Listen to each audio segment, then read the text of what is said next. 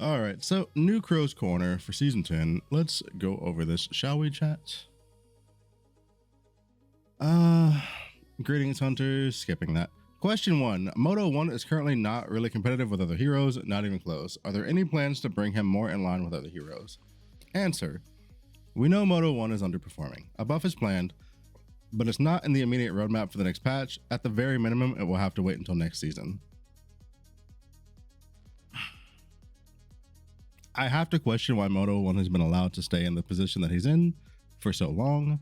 I can't even remember the last time Moto 1 was like considered usable by the general TLI population.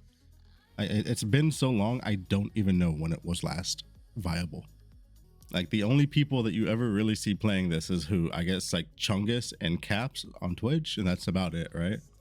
I think the only people I know that play and he that might be his character. I don't know. Is that Cap? Is Caps Chungus? I have no idea. He's not. Okay, so there's two Moto 1 players. There's a whole 2, gang. Question 2. Why are preseason pets not exchangeable when there are 0 plans for it to be reused? I don't know why it's still not exchangeable when it's been a year and a bit since preseason and previous mentions of no plans. We are very sorry for still not having provided a concrete solution. The main reason for the delay is that the team does not have the resources to deal with the preseason pet issue at this time, as well as contention amongst the team in regards as to how to actually address it. I have no dog in this fight. I don't care what happens here. I don't have the pet. It has no effect on me. I have no thoughts on what they should do here. Not at all. Question 3. I have invested in the seasonal mechanic pet and have legendary level 2.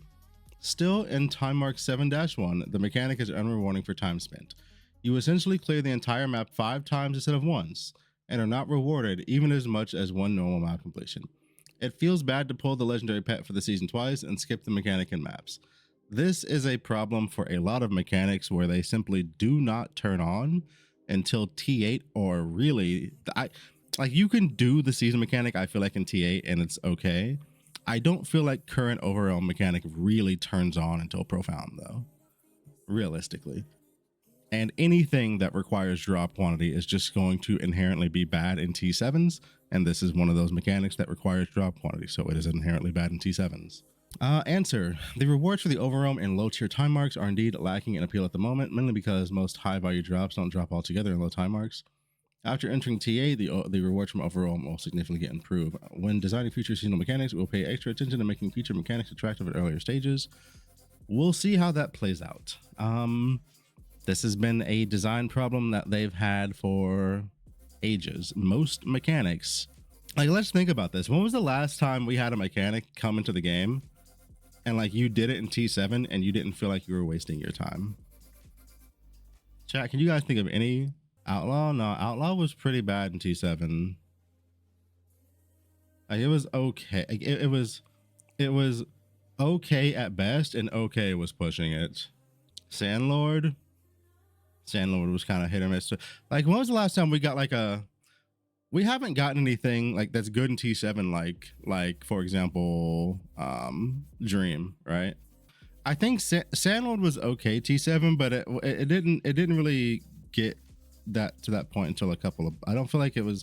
I think the best thing about Sandlord in T7 was that you were getting weapons dropping that had enchants on them, right? Like you were getting sequenced weapons to drop, which was just such a massive increase to your damage over previous seasons. Like if you got like a 2-hander with a good sequence on it for your build, or you got like 2 1-handers in a time mark 7, like those T2 weapons were so much stronger than any other T2 weapons previously because of how strong the tower sequences were. Question 4. Hello, my Chinese friends. I want to know, what do I need to do with the Hands of Sauron and Overrealm? I mean, I have 4.5k energy shield and dot ticks on me for 3 to 3.5k. Answer. The original design intent was for the mechanism to be a traffic light that turns off for a period of every X amount of seconds. Players with enough survivability could pass through directly, while those without would need to wait for it to turn off. However, the final experience showed that it was indeed not a good fit for this type of gameplay. We have already nerfed this damage this season, and we will try to avoid such designs in the future gameplay. I can tell you for sure, them must still hurt like hell. Them boys still hurt, but there is kind of an easy way to deal with them, I think. As long as you're moving at a decent speed and you have either life or energy shield on a kill, generally that mod will cover you while you're going through it, right? It's more like if you kill everything before you get to it. If you kill everything before you get like through the thing, then all of a sudden you have like, you're like, well, I guess I die. I think, and honestly, I think the bigger thing in Overrealm is that the circular ground degen that sometimes pops up. You don't really die to it often, but if you die to it, you are more than likely going to chain die to it, because it will constantly just respawn you back on top of the degen ground, right? And so you're just trying to run off of it while dying. It's insane. It's so stupid. Let's see. Question 5. Why can't you make Overrealm be good if it's already so tedious to do? Make 4 floors be 100% and reduce drops then. The current drop experience in Overrealm does fluctuate quite a bit. When luck RNG is less than ideal, the drops can be disappointing compared to time invested. Next season, we will try to provide a mapping option for Overrealm with more stable returns and less variability. I have no thoughts there. I expect Overrealm's gonna be a really, really good mechanic when they implement a tree onto it. I imagine, dude, imagine Outlaw Tree with Overrealm. Oh my god. Oh my god. On top of which, Solid River is still Solid River, right? That's like a major drop item.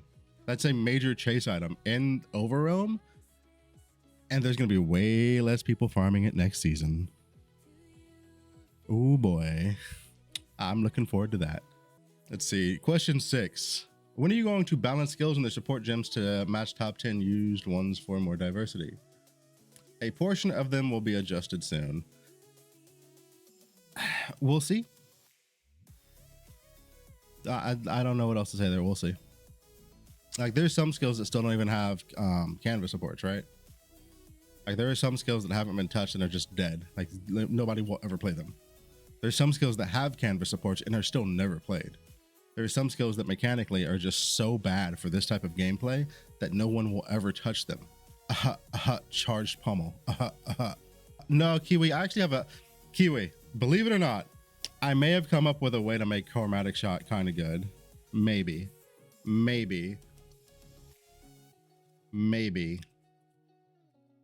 Just maybe. I just don't know if I'll have time to get to it this season, but maybe. It may be I have to come back to it after PoE 1 season ends and do it then. Question 7. Looks like it's been 4 leagues in a row where ground loot gets nerfed in some way. Ember quantity drop nerf a couple of seasons ago. Why is it like that? Why should the base game without mechanics feel like this? This season, we have in fact strengthened the base drops and introduced more mechanics, talents, legendary equipment, etc. to make early game progression smoother for players. The speed at which players entered T8 and Profound this season was much faster than last season. So if there is such a difference in feeling, it should be unexpected on our part. I mean, y'all did stealth nerf my favorite mechanic, right? So it's hard for me personally to take this at face value when you literally stealth nerfed my mechanic for the 2nd season in a row and didn't even document it in the patch notes for the 2nd season in a row. The things that have happened, like, I know this is about just regular looting, going through the maps, but like, it's hard for me to take this at face value when we know for certain you have absolutely obliterated canvas to the point that nobody even runs it anymore. They only look for the chest tiles. They only look for chest tiles because even rainbow eggs are not even worth going for anymore. It's insane. It's insane. Question 8. For the last while, most new heroes have had a very great start, but this league, Bing 2 just feels underpowered. Will he be buffed? The hero trait itself will not, but interacting systems will be appropriately buffed. We'll see. Okay, chat, can we actually, that's a good, let's just stop for a minute. Let's get like a check, a reading, like, compared to Rosa 2, compared to Thea 3, compared to Iris 2, how do you guys feel about Bing as the debut character compared to those three? Because those are the last three we've had, right? I feel like Bing was a very fun character, but I also think if I compare him honestly to those three, he's nowhere near as strong as they were on their debut seasons, right? And I've said this numerous times in the last couple weeks, but like, a character will probably never be stronger than their debut season, which does have me a little worried for my boy Bing. Just a little bit. Jack of all trades for Spellburst. Can't make it. You can't. He's a jack of all trades for Spellburst, but you can't make a truly insane character for such a broad brush. Like Rosa 2 is hyper specific. Agreed. I mean, but then we also have like Thea 3, and Thea 3 is kind of gross. Like, is Thea 3 just the outlier? Because you can play so many different skills on Thea 3 and just do well. Yeah, I do enjoy Bing, but I do feel like I do feel like he is kind of a bit of an underperformer compared to the last releases we've had, right?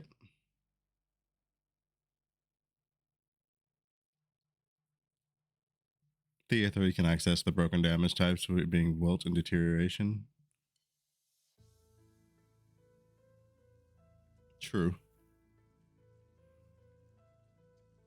All right. Question 9. Will slates be eventually removed like candles were removed? Slates have been one of the most frustrating and unfun aspects of TLI. There are no plans for this at the moment. We believe slates are still helpful in build construction. I mean, I would argue candles were still helpful in build construction, but like, them boys got nuked.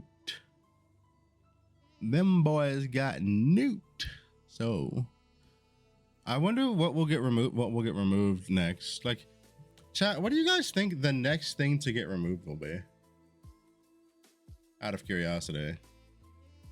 Because there's going to be something, right? Like, as they add more stuff, they have to remove things. That's literally been their goal. I'm going to be honest. I don't think any of the base god mechanics will get changed. So like might, dream, hunting, I think those are just like base game things. I don't think they'll be touched at all. But dream, no. I think dream's gonna stay how it is. If I had to guess, what will be the next mechanic they do something massive to, it'll probably be canvas. That's my guess. I have nothing really to infer from to make that guess. It's just, that is just my gut feeling, but who knows? My credit card from my wallet. Okay. Number 10. It seems like recently, League mechanics have launched in a very weak spot before they get buffed over the course of a week or two. Is this intended? Yes.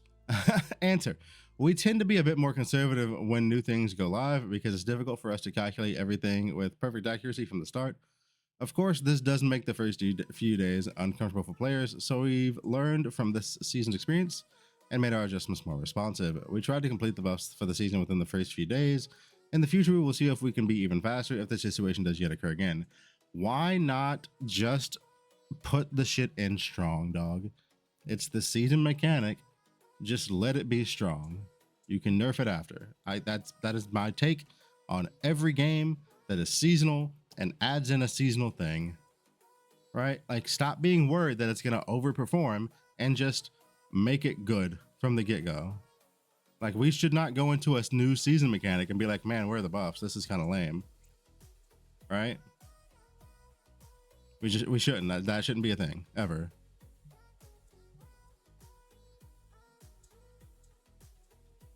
Because guess what? If I go in there and it's fun and I'm getting loot, I want to keep playing it. I don't want to, you know.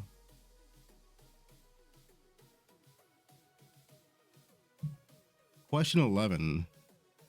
Is there any plan to position the Overrealm door to the beginning or the end of the map? It feels odd if you need to wait for all that animation and the monster spawn is done to enter the Overrealm, and then losing all nether realm buffs if you enter the Overrealm, like the speed boost.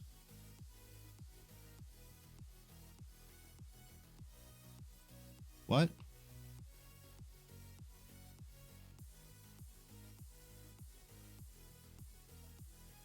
What? What are you talking about? Next question. What? Question 12. Many players, including myself, feel there's a significant barrier to entry for streaming or creating content for Torchlight Infinite without official support. We need to know the criteria for receiving support from the development team. We don't have a strict set of requirements, but we do appreciate a good understanding of TLI, good clean record, blah, blah, blah. Okay. I mean, it's pretty fucking straightforward. What? What? What are you wanting? I'm confused. How is there a barrier? How is there a significant barrier to entry for streaming or creating content for the game? You play the game, you record. It's what? What? Huh? Okay. Question 13. Have you thought about reworking heroes that are weaker or less played instead of releasing a new type of hero? For example, Thea 3 is very popular compared to Thea 1 and 2.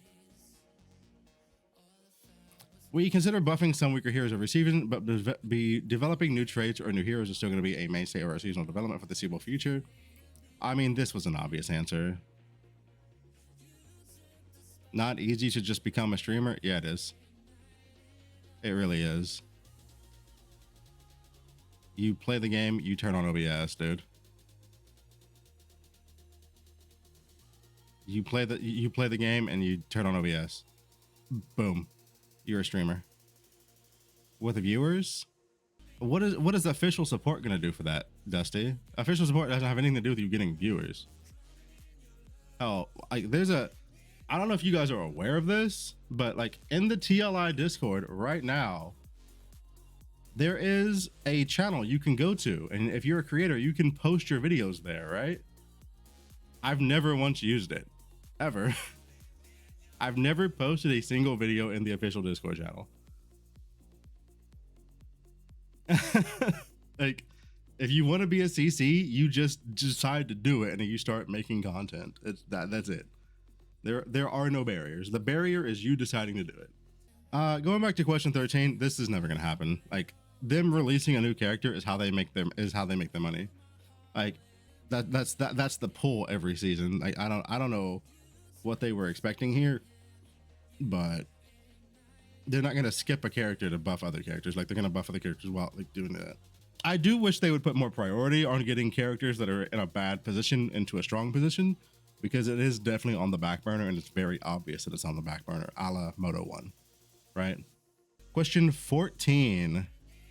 Can we please have an in-game tooltip to clarify the mechanics that are affected by drop quantity, rarity sources, and which sources affect them? For example, is Carjack affected by drop quantity from Void Sharp for found talents besides the Yellow Tree? Does rarity affect the loot from the Carjack monsters? Does drop quantity, rarity, compasses affected as well? We need an in-game way to tell us what is affected by what. Best way, in my opinion, is to add tags, use Void Sharp Tree, that show which drop quantity, rarity affected the mechanic. I think that's a pretty good idea, honestly. There's a lot of people that have no fucking clue what does and does not work with specific mechanics. If you just have like tags like that, it would make it much more easier to understand. I think that's a solid, that is a solid suggestion.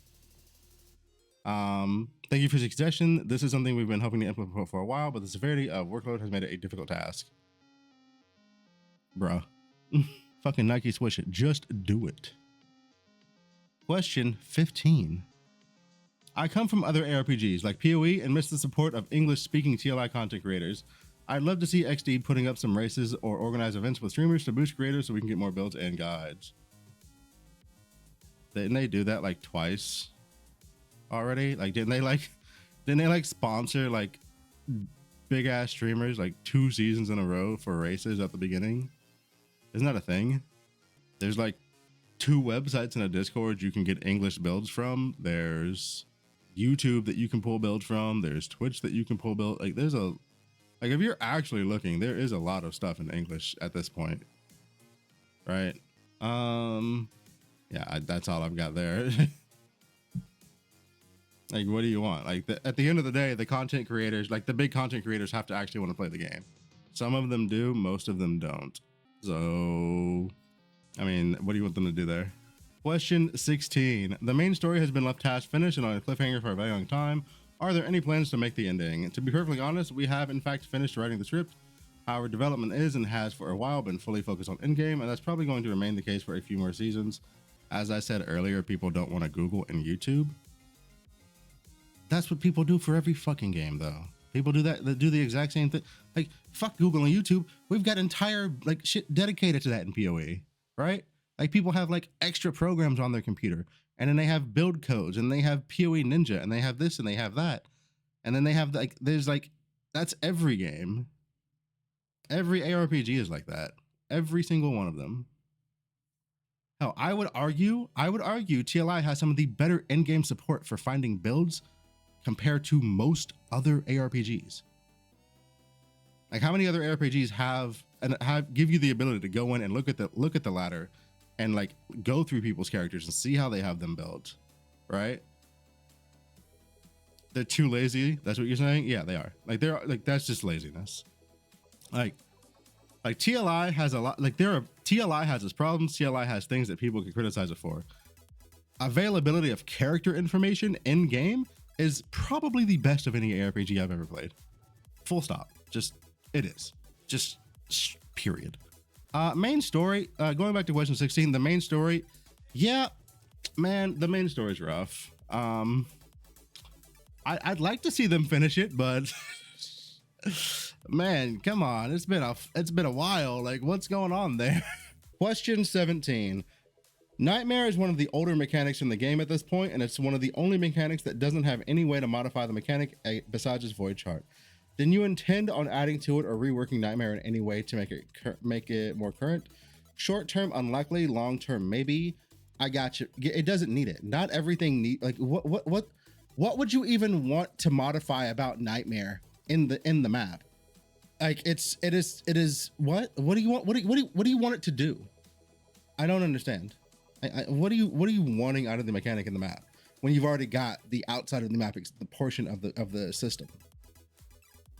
What would you even want from it to do? Like one of the best things about Nightmare is that all you have to do is put the points on the tree and then it works. Period. You don't have to do shit else. You put the points in, you do the mechanic, it does the thing. That's probably one of the best things about it. Whereas you could take something like Overrealm or Cube or Outlaw, where you have to put all the points there, and then you've got to put points in quantity, and then you've got to make sure you're using all 4 of your points on quantity, and then you've got to do this, you've got to do that to like get that shit stacked up so that it's at a reasonable point for you to be dropping stuff. If anything, I would want more things to be like Nightmare, where you just have to put the points in and then it just does the thing. Question 18. Hello. Thank you for continuing to make this game for us to enjoy. Removing Crandall's was a great decision, questionable. But as I look around at Kismet's, Slate's, Belt Enchant's, Dream Affix's sequence, all the special skill variants, and now tattoos on the skill tree, it is overwhelming even for someone that has played since the very beginning. Every season we have new systems and new characters being added. Is there any chance you guys could maybe pump the brakes and not add any more league mechanics and allow for some consistency to set in? You want the ARPG to stop doing ARPG stuff? You want the ARPG to stop doing the ARPG thing?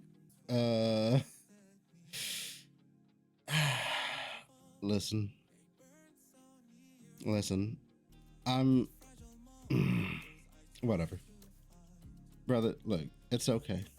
Listen, whoever wrote this question, if you need help, I got you, brother. Just PM me your build. I'll show you a written build guide for you to follow. We'll get you sorted out. Okay, it's okay. It's not this hard. Like, you can type all this out and make it sound like it's a lot, but it's kind of not. It's kind of not. Dream affixes are just base affixes. Secrets or weapon enchants. This is all easy to understand. Like slates and kismets are probably, or might be, slates can be a little bit difficult. Kismets can be a little bit weird if you don't know some of the top ones, but like this shit's simple. This shit right here is simple, much simpler than candles. I would argue for most people can't send. I would argue that for like 90% of the community, candles were simple because most people weren't actually making the things, they just bought them. So like they just went to the thing, they were like, yo, give me that power increase, thank you, here's my money, right? I think for the general, for most people playing TLI, candles were the most simplest thing you could add to your fucking character. Candle making was a difficult process, but like that's just a knowledge thing, in my opinion. That's just a knowledge thing, and you have to. And if you go in and decide you're gonna make your candle, that is a choice you made. But for most people, they just went like, "Hey yo, give me that +1 max channel stack. Hey yo, give me that rampage candle. Let's go." And that was it. That was it. That was how they interacted with candles. And yeah, for the people that knew how to make candles, candles were crazy money. Question 19. Twitch Cat keeps saying that Kong works in Overrealm. He shouldn't, right? I don't even need to read their answer. Yes, he does, and yes, he should. If you don't know that if you don't know why Kong works in the Overrealm, you don't understand how Kong works. Period. Answer. Kong does actually take effect in the Overrealm. He's the only exception to this rule, and this is mostly due to legacy code and very early development. As we mentioned, we hope to make the whole what takes effect there issue clearer soon. Again, for those that don't understand how Kong works, he does not affect the mobs. He affects the item that drops, which is why he works in every aspect of the game. Anywhere that you can drop a hero memory, Kong will work, period. The only way that changes is if they completely rework Kong, which they're not going to do because they would piss off everybody. Like imagine they rework Kong to work like everything else. Bro, people would literally quit the game. 20. Do you have any plans to improve the SSF mode? Answer. Long term, we'd like to address it and make it more enticing, but no changes are planned in the short term. That's fine. Whatever. Not every game needs to be like very strong SSF mode, right? Like there's a lot of, not every game's gonna be like a strong game for SSF. Just it is what it is. Question 21. So along with a third, what? Eterna, bro, that reading that just broke my brain. What the hell is Eterna? Anyway, we know what they're saying. Oasis right now does not provide any value to either the game or the player other than min-maxing the build further with damage. With the change, its pet became obsolete. So are we to be expecting more and more mechanics to even the game in the future? As mentioned above, we will indeed consider removing more game content in the future. However, Oasis is not on our list for now. We will consider enhancing the reward from Oasis. What the fuck is this guy talking about? Tell me you don't know what you're talking about without telling me, because you clearly don't. Oasis right now does not provide any value to either the game or the player other than min-maxing the build with damage. Do you know what a probe is? Do you know what probes are? I would say that's pretty good value on your mapping strategies if you're utilizing them correctly. What? What? Also, you don't have to go damage on a belt blend, so it's not even just min-maxing damage. Brother, you're clueless. This man's is clueless. Whose man's is this? Whose man's is this? I feel like they put some regarded questions in there just so they have enough answers.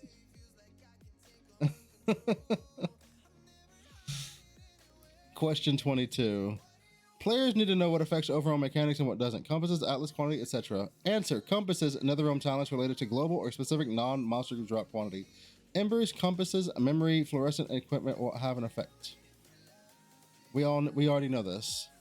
We've already figured it out, but thank you for giving us a direct answer. Question 23. 2 questions. Motherfucker. The first is, do pack spirits like Chalk and Kong have any effect in the Overrealm? What about their path stacks like drop quantity? The second is, which compasses work in the Overrealm? The in-game guide only says some compasses. Thank you so much. So for pack spirits, only Kong's major note has an effect. For compasses, see the answer above. Why did we need to answer? We've already answered this. 24.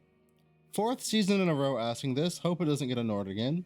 When are you adding more server locations? Just 3 servers isn't cutting it anymore. 200 ping makes looting crafting unbearable. Brazil for please, and allow us to migrate accounts to it. We've previously added acceleration nodes in South America for co-op.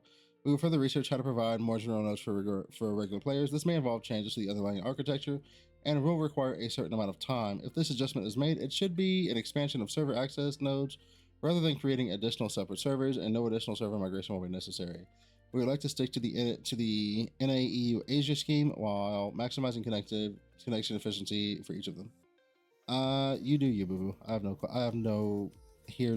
care what they do here. Y'all got it. Question 25. A Russian group was recently discovered systematically disrupting the game's economic balance through fraudulent methods. This group used a modified game client and automated scripts to illegally parse market data and sync it with private spreadsheets. Are you planning any action to prevent fraudsters from gaining an unfair advantage in auction houses? We are planning to take severe action against players abusing scripts. To this extent, we are working on enhancing our log analysis tool and live cheat detection systems. We also welcome you to use our customer support for reports if necessary. Okay. Question 26. Seeing how China's economy is in quite a bad shape, I was wondering how is XD as a company doing? Is the company going to be all right? I swiped hard, but I'm not sure if it's enough. What is this question? What is this question? What? Go next. 27. I begged you for seasonal content gamepad remap for years, and now there's not even an option to bind keys in controller settings. Please buy gamepads for your UX UI members and make them play with them the legit way. It's especially important this season since there was no way to bind the keys you can't control anchor and portal back mechanic fluently. Thank you. You should be able to set hotkeys for the seasonal mechanics anchor related functions in the settings. The hotkey setting function is just a bit hidden. You need to go to the key settings interface, press down on the right joystick, and scroll down to see these settings options. If you still cannot see hotkeys after this, please provide. I know people that play on gamepads, and I've not heard any issues in regard to this, but I mean, what do I know? I don't play on one. I don't know. Like, if it's an issue, they need to fix it, but I don't know. I have no idea. If someone can't figure it out, it's an issue. Possibly, yeah. Question 28. Will we ever see any improvements to the game chat system? Who cares? Bye. I'm not even going to finish that question. Who cares? 29. Will any buffs be made to legendary prisms? Currently, it feels like there are 1 or 2 good mods, and the rest aren't worth using over a good haze prism. The main problem is that by using a legendary prism, you're losing out on both a core talent and a haze prism base effect, both of which are very strong. Next season, we will add more legendary prisms and buff some of the less used ones. Oh boy. More legendary prisms confirmed, chat. Question 30. Is it possible to separate profound and deep space beacons? What? Huh? What? The problem is that players who play 20 hours a day reach profound quickly, while players who play at their own pace reach 8081. And face the problem of beacon pressing. Beacon presses rises until players in the first category move to deep space. You're probably asking if the beacons for T8 and profound can be separated. We feel that separating them would reduce the motivation for players to enter profound, so there are no plans for this at the moment. If beacon prices are high, farming beacons should be a good strategy, right? I mean, they ain't wrong. They're not wrong, chat. If beacon prices are crazy, fucking go farm beacons. I mean, listen. I'm gonna call them out when I need to, but like, they ain't wrong. They're not wrong, dude. Adjust your plans. Be fluid. Be like water. Last question. Question 31. I am confused with the team stance. You guys welcome tools created by the community, but you guys do not support it by providing an API, and actively seek to block tools that can benefit the community, like the FE tracker. So what exactly can the community create tools for? Not only that, the Cage of Original Sin gave birth to the demand for Aurabot, but was blocked because it gave an unfair advantage over normal players? We generally support players developing third-party tools. We believe the FE tracker was a great initiative and the team was actually quite split on blocking it. The main reason for doing so was that the client-side logs that allowed the tracker to be developed contain other sensitive code, which shouldn't be made available client-side in the first place, and as such had to be removed. We are currently discussing the implementation of an official FE tracker, though it is still merely under discussion. And they completely skipped the second part of that. XD. First part of that's completely fair. I agree, Swanson. That's fair. That's fine. I have nothing bad to say there at all. That's completely fair. As for that second part, look, I can answer. Let me answer the second part. The stuff where they blocked people aura-botting is BS, dude. Come on. Don't let people party play and then be like, oh wait, that's the party play is too strong for our mechanic. Y'all should like what? Either put the party play in or take the party play out and just leave it that way. But y'all gotta make your minds up. You have to make your minds up because that's kind of weird. Anyway, that is the entirety of the Season 10 Crow's Corner. Thank you guys for watching, and I'll see you in the next video. Bye-bye.